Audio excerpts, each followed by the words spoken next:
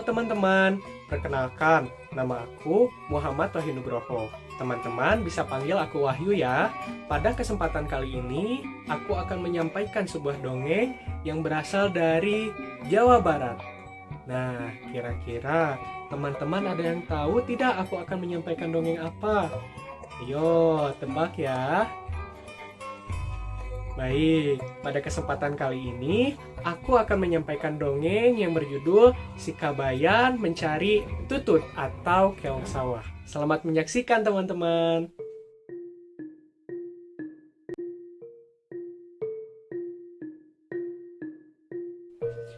Pada suatu hari, dari jendela rumah, pemandangan pertama yang tersuguh tiada lain gunung-gunung dengan puncak bukitnya memagari perdesaan dengan kuatnya.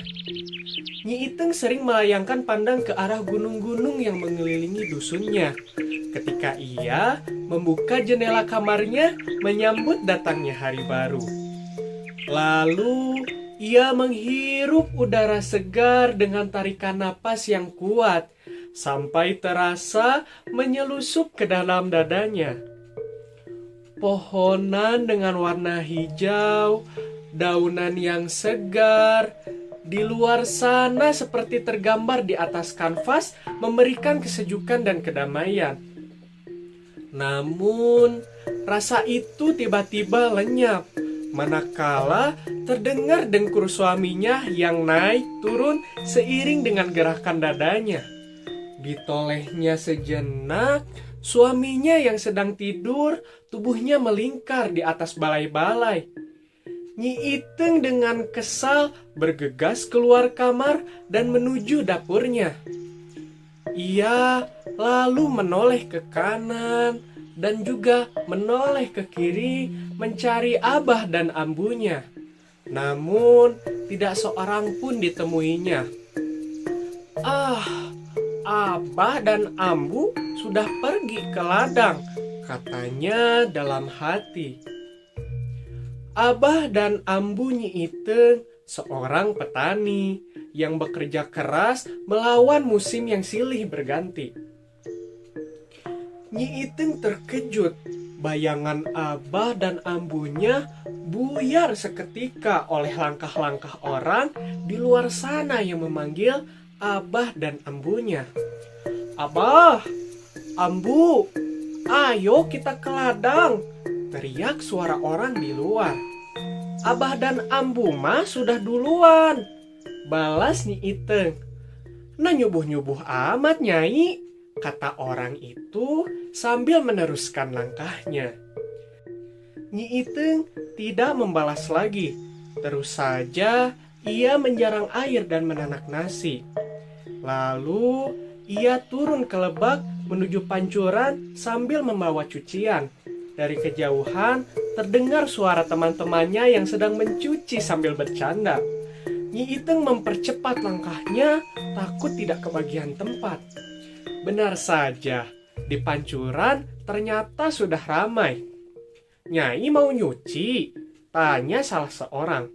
Iya, jawab Nyai Iteng pendek. Silakan di sana, kata seseorang itu sambil menunjuk pada sisi sebelah pinggir yang masih kosong. Mangga, Nyi Iteng menjawab sambil terus ke pinggir sungai yang biasa dipakai mencuci. Ia lalu mengeluarkan cuciannya dari dalam ember yang dibawanya sedari tadi. Nyi Iteng terus mencuci, tidak berbicara lagi. Setelah selesai mencuci, ia lalu mandi. Nyi Iteng kedinginan, menggigil. Buru-buru Nyi Iteng mengenakan kainnya dan naik untuk menuju rumahnya. Nah Nyai, mengapa buru-buru? Seperti takut ketinggalan kereta? Tanya teman-temannya. Oh, itu Acek, tadi teh lagi menanak nasi dan menjarang air, jawabnya pendek. Oh, begitu ya? Ya sok atuh, ntar gosong loh nasinya. Tanpa berbicara lagi, Nyi Iteng setengah berlari ke rumahnya. Masuk ke dapur, asap sudah mengepul dari ceret dan seeng tempat menanak nasi. Jangan-jangan dari tadi kemana si Borokokok? Belum bangun? Tanyanya dalam hati. Ah, si Borokokok mah tidak bisa diandalkan. Kerjaannya tidur melulu. Nyi Iteng mengomel sambil terus menjarang air dan nasi yang sudah matang. Tanpa terasa, hari semakin siang. Matahari bersinar amat terang. Udara amat nyaman menerobos sela-sela bilik dapurnya. Nyi Iteng sudah lama di dapur. Nasi sudah matang, air juga sudah panas. Perut Nyi Iteng tiba-tiba berbunyi. Ah, rasanya lapar. Nyi Iteng mengambil piring dan menyendok nasi. Tetapi, apa lauknya ya? Ia bertanya dalam hati. Ah, seandainya makan dengan tuntut, pasti nikmat, bisiknya. Tetapi mana si Borokokok teh? Kang Kabayan, teriaknya. Tidak ada sahutan.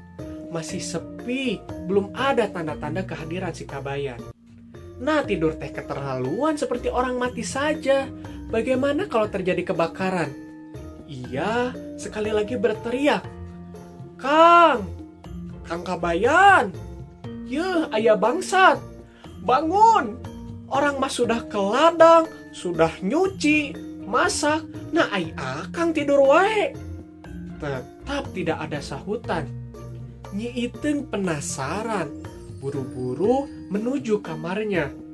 Tampak si Kabayan masih menggeliat-geliat di balai-balainya. Air liurnya sudah kemana-mana, sudah seperti pulau saja. Nyi Iteng memanggil-manggil sambil menggoyang-goyangkan tubuh suaminya. Tetapi Kabayan tidak bereaksi. Malahan setiap memanggil namanya oleh Nyi Iteng, jawabannya selalu sama. Ntar, sebentar lagi, tanggung, lagi mimpi. Istrinya kesal, akhirnya dibiarkan saja si Kabayan. Dengkurannya saja terdengar semakin keras seperti suara babi. Nyi Iteng keluar mencari sesuatu. Biar harus pakai ini nih, katanya, sambil tangannya mengambil sapu lidi. Diintip dari luar, dari sela-sela bilik, si Kabayan masih telentang. Tidak memakai baju, perutnya buncit, napasnya memburu turun naik seperti sedang berlari, dan rambutnya pun kusut. Nyi Iteng tidak ragu-ragu lagi. Dengan sekuat tenaga, sapu lidi tadi ditekankan pada perut Kabayan. Si Kabayan terperanjat dan berteriak, "Hadang dilebak! Awas, jangan lolos!" Apa hadang dilebak teh, hah? Bangun! Nyi Iteng membentak dengan malas. Si Kabayan akhirnya bangun lalu menatap istrinya. Istrinya sedang berdiri sambil membawa sapu lidi. Hah? Mengganggu saja. Aku sedang bermimpi menangkap kancera. Sudah lepas gara-gara kamu, Nyai. Berisik. Jangan ngelantur, heh. Istrinya tidak kalah sengitnya. Mendingan mencari tutut untuk makan. Ayo, nasi sudah matang. Apa mau makan cuma dengan garam? Mencari tutut kemana, Nyai? Segini sudah siangnya, tanya si Kabayan. Mencari kemana? Tutut biasanya ada di mana? Tidak ada keinginan amat, ya ke sawah. Nanti di sayur, kan bumbunya sudah ada. Aku sudah lapar, Kabayan. Sudah bangun dari subuh. Si Kabayan lalu bangun dengan lambat dan malas-malasan. Sambil tangannya menggaruk-garuk rambutnya yang tidak gatal, lalu keluar meninggalkan rumahnya sambil mengomel. Ah, sedang enak-enak mimpi, diganggu sama si Nyai. Nggak kepancuran dulu? Tanya istrinya. Enggak, jawab si Kabayan. Nanti saja mandi di sawah, biar airnya hangat. Nyi Iteng lalu geleng-geleng sambil menatap kepergian suaminya. Ia lalu menunggu suaminya sambil menahan perut yang sejak tadi pagi keroncongan. Ia lalu ke dapur menyiapkan bumbu untuk sayur tutut yang nanti sudah didapatkan oleh Kabayan. Bumbu sudah jadi, Tetapi suaminya belum juga datang. Nah, kemana si Borokokok teh? Sekadar mencari Tutut, kok lama sekali? Nyi Iteng mengomel seorang diri. Sambil menunggu Kabayan, disertai menahan lapar, Iteng minum teh untuk mengganjal perutnya. Habis segelas, Kabayan belum juga kelihatan. 2 gelas, 3 gelas, hingga akhirnya sudah kehabisan kesabaran. Karena si Kabayan tidak ada tanda-tanda bakal pulang, Nyi Iteng akhirnya menyusul ke sawah. Kakinya berjalan cepat hingga tak lama ia sampai di pinggir sawah.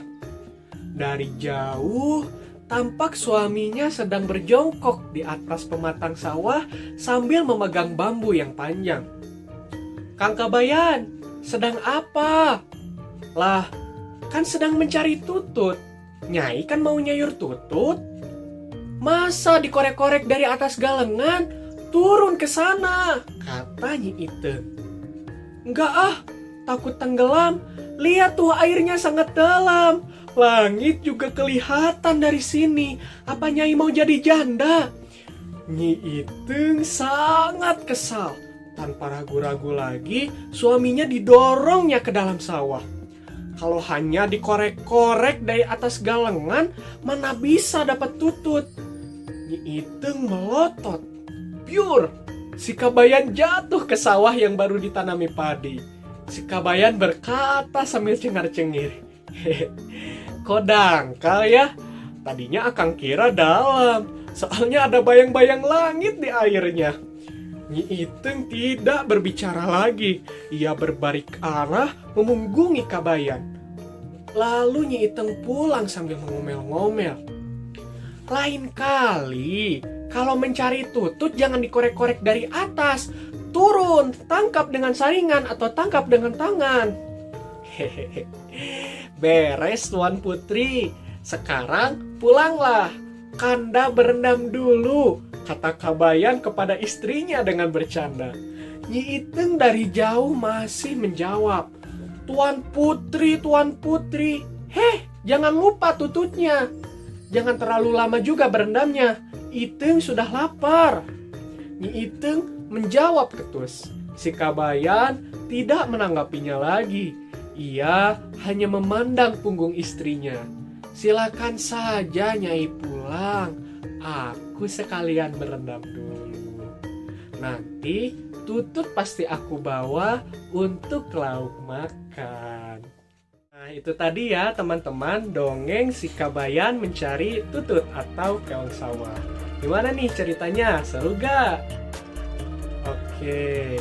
Nah, membayangkan kebodohan si Kabayan tadi, mungkin teman-teman ada yang tertawa atau merasa terhibur gitu mendengar dongeng ini. Tapi teman-teman tahu tidak, di balik kisah yang menghibur ini ada sebuah pesan moral yang ingin disampaikan.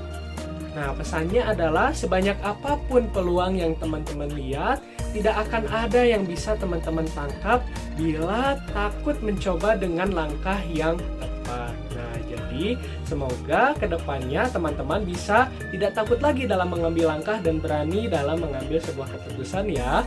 Itu saja yang bisa saya sampaikan. Terima kasih atas perhatiannya ya teman-teman. Sampai ketemu lagi. Dadah.